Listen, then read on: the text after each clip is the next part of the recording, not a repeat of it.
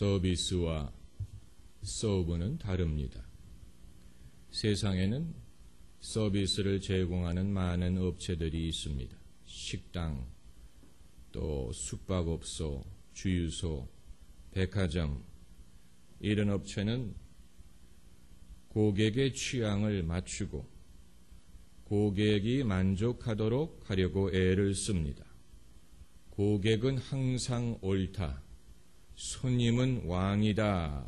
이게 서비스 정신입니다. 교회는 서브, 섬기는 단체이지만 서비스를 제공하는 단체는 아닙니다. 그래서 이 교인들의 취향을 맞추려고 한다든가 교인들의 만족을 목적으로 한다든가 하지 않습니다. 교인이 귀하지만 교인이 항상 옳은 것이 아니고 교인들을 사랑하지만 교인이 왕인 것은 아닙니다. 그 이유는 하나님도 그렇게 하지 않으시기 때문입니다. 예수님은 섬기러 오셨습니다. 인자가 온 것은 섬김을 받으려 함이 아니요 섬기려 함이니라. 예수님은 서브하러 오셨습니다. 그렇지만 서비스를 제공하러 오신 것은 아닙니다. 여기에 중요한 차이점이 있습니다. 예수님은 사회활동을 하기 위하여 오신 것이 아닙니다. 때로는 사람들의 요청을 예수님은 매정하게 거부하실 때가 있었습니다. 누가 나를 너희 재산 나누는 재판관으로 만들었느냐? 또 자녀들의 떡을 취하여 개들에게 주는 것이 마땅치 않다. 이런 식으로 심지어 병을 고쳐달라는 사람들의 요구도 거절하실 때가 있었습니다. 가버나움에서 예수님이 사역을 하실 때 새벽에 일어나 기도하러 가셨는데 제자들이 예수님을 쫓아가서 온 동네가 모든 사람이 주님을 찾나이다. 사람들이 주님을 찾는 이유는 병을 고쳐달라는 것입니다. 그런데 예수님은 그들의 요청 들어주기를 거부하시고 다른 마을로 가셨습니다. 우리가 일어나 다른 마을로 가자. 거기서도 천국 복음을 전하리니 내가 이 일을 위하여 왔느니라. 그러다 보니까 예수님의 말씀이 항상 친절하고 항상 사람들의 비위에 맞는 말씀이 아니고 때로는 퉁명스럽고 때로는 매정하기까지 했습니다. 예수님의 말씀이 퉁명스럽게 들릴 때도 있었습니다. 그 이유는 사람들의 요구가 너무 동떨어졌다든가 하나님 생각은 쥐꼬리만큼도 하지 않는다든가 믿음이 한 푼도 섞여 있지 않다든가 이럴 때 주님은 퉁명스럽게 대답하실 때도 있었습니다. 우리는 타종교에서 예컨대 불교의 큰 스님들이 퉁명스러운 대답하는 것은 익숙하면서 왜 교회는 늘 다정하고 친절하게 대답해야 된다고 생각하는지 알 수가 없습니다. 그래서 교회가 마음에 안 드는 말을 하면 시험에 듭니다. 기분이 나쁘면 천당에도 안 가려고 합니다. 그래서 이 시대에 성장하기를 원하는 교회들은 마케팅 전략을 도입해서 사람들의 필요를 파악하고 필요를 채워주는 것을 목적으로 삼는 경우도 많이 있는데 이것은 맞는 말 같지만 틀린 것입니다. 그러다 보니까 교회를 다니는 사람들은 많지만 제자들이 적은 그런 현상이 발생하는 것입니다. 예수님은 사람들을 위하시고 사랑하셨지만 인본주의자는 아니었습니다. 예수님은 철저한 신본주의자이셨습니다.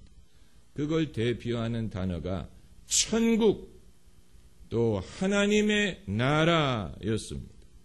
예수님은 하나님의 나라를 확장하는 차원에서 사람들을 도우셨습니다. 예수님은 그냥 사람을 돕기 위해서 오신 분이 아니고 하나님의 나라를 확장하는 차원에서 사람들을 고치시고 위로하시고 사람들을 도우셨습니다. 그런 의미에서 예수님은 휴머니스트가 아니셨습니다. 예수님 보시기에 모든 인간은 철저하게 하나님을 믿어야 되고 하나님을 따라야 되고 하나님의 나라를 구해야 되고 하나님 편에 서는 법을 배워야 합니다. 그런데 예수님 보시기에 신앙인들조차도 이방인과 다를 바가 없을 때가 많았습니다. 그들의 신앙의 동기, 그들의 소원, 그들의 기도 제목, 그들이 하나님을 찾는 이유, 이런 것이 신앙인이든 비신앙인이든 유대인이든 이방인이든 피차 일반일 때가 많았다는 얘기입니다. 여러분, 미국에서 사람들이 기도를 제일 많이 하는 도시가 어딘 줄 아십니까? 라스베가스. 이건 미국이 기독교 국가냐 아니냐를 떠나서 사람이 하나님의 이름을 인용하고 하나님을 필요로 할 때가 이처럼 하찮은 비본질적인 인간의 하찮은 욕심을 쫓는 과정에서 하나님의 이름을 들먹이고 하나님을 필요로 하고 하나님의 도움을 구하는 때가 많다는 것을 보여주는 것입니다. 그렇기 때문에 예수님 말씀이 너희가 이방인처럼 되지 말라고 하셨고 이방인처럼 기도하지 말라고 하셨고 이방인처럼 염려하지 말라고 하셨는데 이 말씀은 이방인을 대상으로 하신 말씀이 아니고 이미 믿는 신앙인들을 대상으로 하신 말씀인 것입니다. 아마 오늘날 대한민국의 그리스도인들을 대상으로 말씀하실 때에도 예수님의 말씀은 다르지 않을 것입니다. 너희가 어찌하여 이방인처럼 무엇을 먹을까, 무엇을 입을까 염려하느냐. 이방인처럼 믿음이 없는 사람처럼 염려하는 모습에서 예수님은 어떤 인간이 하나님을 찾는 이유가 어떤 하나님의 나라를 위해서라든가 하나님의 뜻을 찾기 위해서라든가 사명을 위해서라든가 공의를 위해서가 아니고 자신의 하찮은 비본질적인 없어도 되는 염려할 필요 없는 불신에서 비롯된 인간의 두려움에서 비롯된 믿음을 보여주지 못하는 이방인과 다를 바가 없는 하나님 나라의 백성의 흔적이 보이지 않는 종교는 종교로되 그것이 하나님 중심이 아니고 인간을 위한 것도 아니고 하찮은 트리비얼 이런 모습을 볼 때 주님은 실망하시고 또 한탄하시고 그리고 왜 이 악하고 이 음란한 세대를 본받지 말라 이렇게 말씀하실 수밖에 없었던 것입니다. 여러분, 우리도 예외는 아닙니다. 대한민국 국민들은 이룬 것은 많은데 행복할 줄 모릅니다. 행복 지수를 따져보면 대한민국 국민은 일반적으로 봤을 때 그렇게 행복하지 않습니다. 우리는 가만히 있으면 불안하고 또 늘 남과 경쟁하고 또 그대로 있으면 뒤진다고 생각을 하고 극성스러운 민족입니다. 그것이 우리의 경제 성장을 가능하게 했을 수는 있지만 우리 자신이 만족하지 못하는 것입니다. 이건 굳이 강단에서 말하지 않더라도 이미 많은 분들이 알고 있는 것입니다. 신문 칼럼에서 읽을 수 있고 또 우리 자신이 그 문제를 인식하고 염려하고 있습니다. 여기서 우리는 하나님의 말씀에 귀를 기울일 필요가 있습니다. 여러분, 오늘 본문 말씀을 읽어보면 예수님의 말씀은 나무라는 말씀처럼 들리기도 하고 위로하는 말씀으로 들리기도 합니다. 섞여 있습니다. 예수님은 나무라시기만 하는 것도 아니고 위로만 하는 것도 아니고 이것이 섞여 있습니다. 그래서 우리가 정말로 예수님의 위로를 듣기 위해서는 우리의 생각이 바뀌어야 됩니다. 우리의 생각이 바뀌면 예수님의 말씀이 귀에 들려오고 위로가 되고 평강이 되고 하나님의 도움이 보이지만 우리가 생각을 바꾸지 않으면 주님의 말씀은 퉁명스럽게 들리고 어렵게 들리고 침묵하시는 것처럼 들립니다. 만약에 하나님이 나는 때를 쓰는데도 불구하고 침묵하시는 것처럼 들린다면 그건 내가 생각을 바꾸기를 기다리시는 것입니다. 마음을 새롭게 함으로 변화를 받아 하나님의 뜻을 분별하도록 하라고 했습니다. 하나님의 도움이 보이지 않는 것은 생각을 바꾸지 않았기 때문입니다. 생각을 바꾸면 하나님의 말씀에서 위로를 발견하고 도움의 손길이 눈에 보이고 하나님의 뜻이 깨달아집니다. 그래서 오늘 본문에서 우리가 찾을 수 있는 위로의 말씀은 첫째는 너희는 귀하다는 말씀. 26절에 너희는 이보다 귀하지 아니하냐. 귀하다. 이보다 더 아름다운 말씀은 없습니다. 우리가 생각하기에 하나님이 귀하고 하나님의 말씀이 귀하고 돈이 귀하고 시간이 귀하고 가족들이 귀하지만 정작 내가 귀한 존재라고 생각하지 못하는 사람들이 많습니다. 나는 귀하지 않다고 생각합니다. 주부가 가족들이 식사할 때는 정성스럽게 반찬을 준비하지만 자기 혼자 식사할 때는 아무거나 남은 반찬을 먹습니다.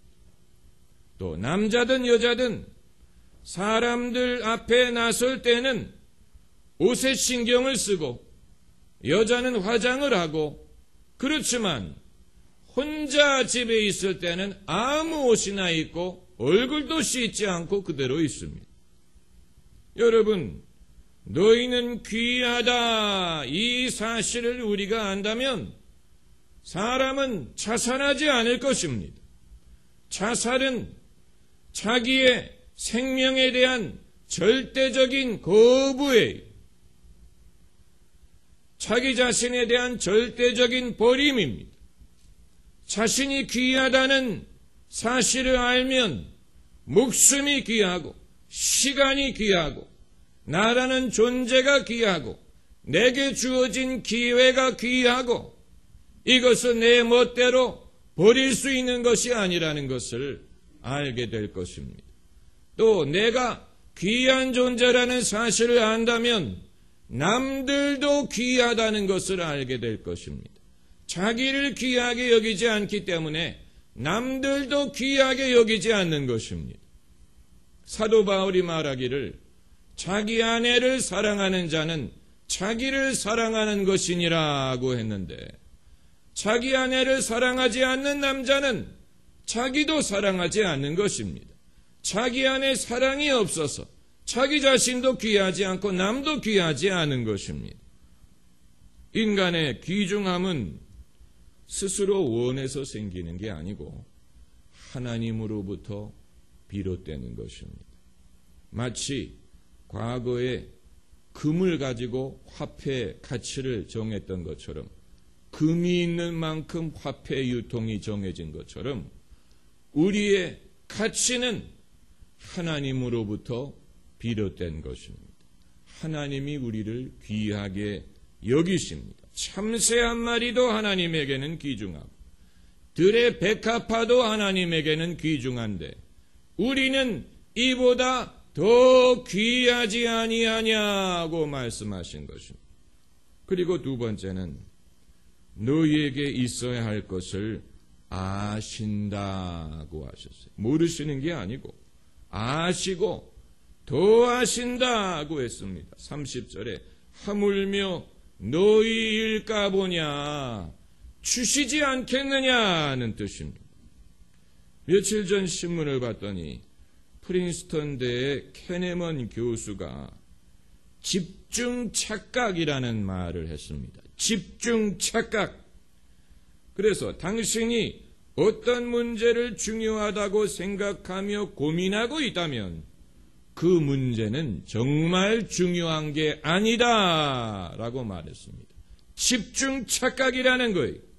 그 예로 캐네먼 교수는 교육과 소득의 상관관계를 들었습니다.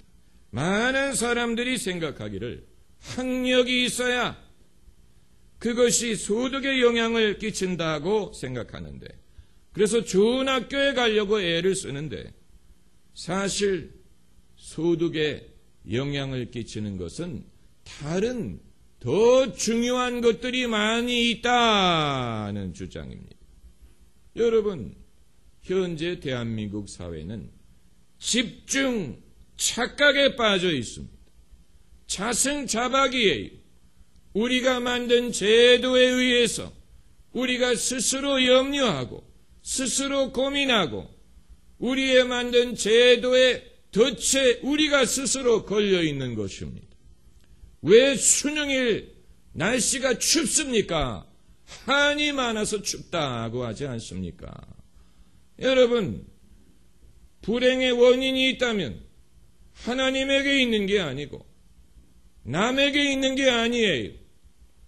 여자의 불행의 원인이 남자에게 있는 게 아니에요.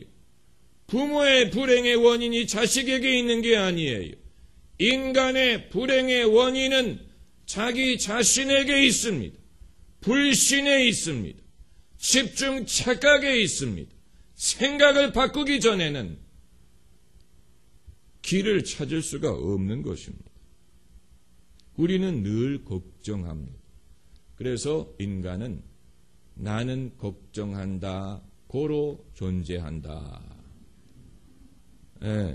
심지어 철학적인 용어까지 만들었습니다. 앙스트라고. 마치 감기라고 부르지 않고 인플루엔자라고 부르면 좀 고상하게 들리는 것처럼 인간의 근심과 염려를 그냥 염려라고 부르지 않고 앙스트라고 부르면 고상하게 들릴지 모르지만 결국은 다 같은 겁니다. 이게 이방인들이 염려하는 것이고 결국은 믿음이 없는 데서 비롯되는 것입니다. 그래서 주님 말씀이 하물며 너희일까 보냐 믿음이 적은 자들아. 믿음이 적은 것이라고 예수님은 보신 것입니다. 이 도시에 안개가 꼈을 때 한 블록을 덮은 그 안개를 물로 바꿀 수 있다면 그게 한 컵 분량이 된다는 말을 들었어요. 한 컵에 불과한데 안개가 됐을 때는 넓은 지역을 덮는다는 것입니다. 마찬가지로 인간의 염려하는 것도 실체를 살펴보면 그게 그렇게 크지 않아요. 그러나 염려하는 한은 모든 것을 덮은 것처럼 느껴지는 것입니다. 그리고 세 번째는 예수님은 우리를 도우시지만 돕기 위해서만 오신 것은 아니고 예수님은 우리를 위하시지만 우리 편은 아닙니다. 예수님은 하나님 편입니다. 그리고 우리도 하나님 편이 되기를 원하시는 것입니다. 하나님 편에 서라는 것입니다. 그게 바로 오늘 본문에 너희는 먼저 그의 나라와 그의 의를 구하라. 그리하면 이 모든 것을 너희에게 더하여 주시리라. 이 말씀은 당신이 하나님 편에 서신 것처럼 우리도 하나님 편에 서라는 것입니다. 하나님 편에 서면 그 이후의 것은 자연스럽게 해결된다. 얼마나 귀중한 말씀인지 몰라요. 바로 이 부분이 참 신앙과 기복 신앙의 경계점인 것입니다.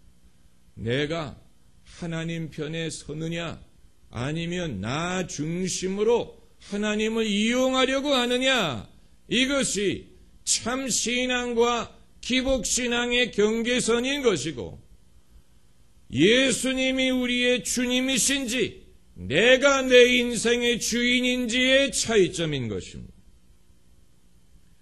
여러분, 사실 생각을 해보면 인간이 하나님과 통할 수 있다는 사실이 놀라운 것입니다. 어떻게 그게 가능하겠습니까? 하나님은 우주를 지으신 지극히 크고 위대한 분이고 우리는 작은 존재인데 어떻게 하나님과 인간이 통할 수 있습니까? 그러니까 그냥 일반적으로 전지전능한 하나님을 기대고 의지하는 차원을 넘어서, 그건 이방인들도 합니다. 이방인들도 하나님이 계신 줄 알고 이방인들도 기대하고 기도하고 이방인들도 달라고 합니다. 그건 누구든지 알 수 있는 것입니다. 그러나 주님이 이 말씀을 통해서 제시하신 것은 인간이 하나님과 같은 뜻을 품고 같은 목적을 가지고 같은 것을 추구하고 같이 동행하고 같이 일할 수 있다는 가능성을 보여주신 것입니다. 이건 대단한 거예요. 그저 하나님이 계시다는 것을 알고 그냥 하나님을 의지하는 차원을 넘어서 같은 뜻을 품고 같은 목적을 가지고 같은 일을 하고 동행할 수 있는 가능성이 존재한다는 사실이, 아브라함 같은 인물을 하나님의 친구라고 부르고 또 모세를 하나님의 보시라고 부르고 다윗을 하나님의 마음에 합한 자라고 부르고 예수님이 제자들을 친구라고 부르신 것은 바로 그런 의미가 되는 것입니다. 우리는 하나님을 믿되 이방인들이 하나님을 믿고 의지하는 차원을 벗어나야 됩니다. 하나님은 그 이상의 목적으로 우리를 부르셨습니다. 제사장으로, 하나님의 소속된 소유된 백성으로 우리를 부르셨어요. 그리고 그 과정에서 보너스를 얻습니다. 우리에게 있어야 할 것을 더해 주시고 또 마음의 염려를 덜어버리고 평강을 얻게 하십니다. 여러분, 정말로 대단하지 않습니까? 할렐루야. 기도하십시다.